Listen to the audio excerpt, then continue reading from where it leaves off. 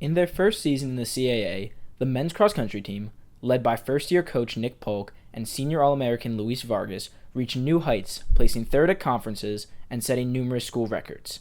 It's a new season, though, with a new class of runners ready to step up and fill the void left by last year's seniors. Leadership hasn't always come from the top. It's come from almost anybody at any time. So Nick Sielkowski, our top freshman, has really come in and been a leader, if anything, by example.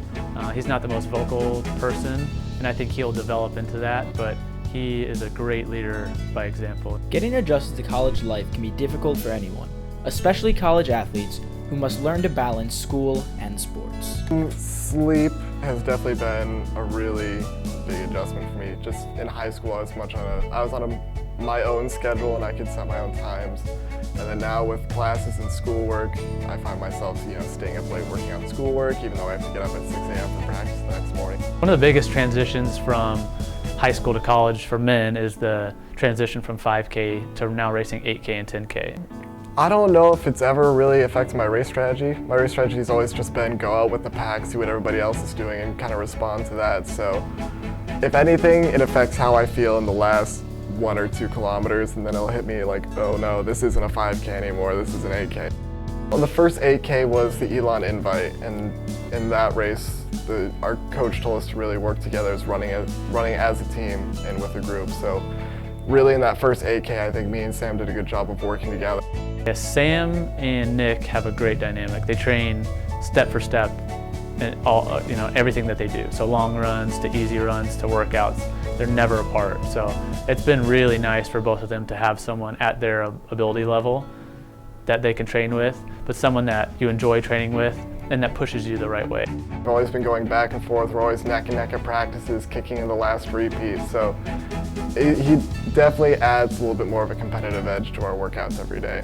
The men's team enters the most important part of its year, championship season, starting with the conference race this weekend. These past 2 weeks have definitely all been geared towards conference in terms of how much sleep I'm getting, the food I'm eating, how I'm running, what I'm focused on in the workouts. I know on every single one of my runs, what I visualize is me in that pack in conference, with those 4 or 5 guys up front. At the CA championships and the regional championships coming up, we always seem to put it together on the right day. So training is geared towards being successful at that time of year. And I think the team knows every meet before those meets are just preparation for the big meets at the end of the year. So I feel good about us heading into the CA championship and really trying to fire on all cylinders, have everybody compete well.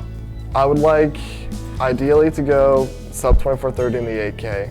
I'd like to try to go for the individual win at conference. And I think if we have a perfect day, I think we can get a team win at conference too.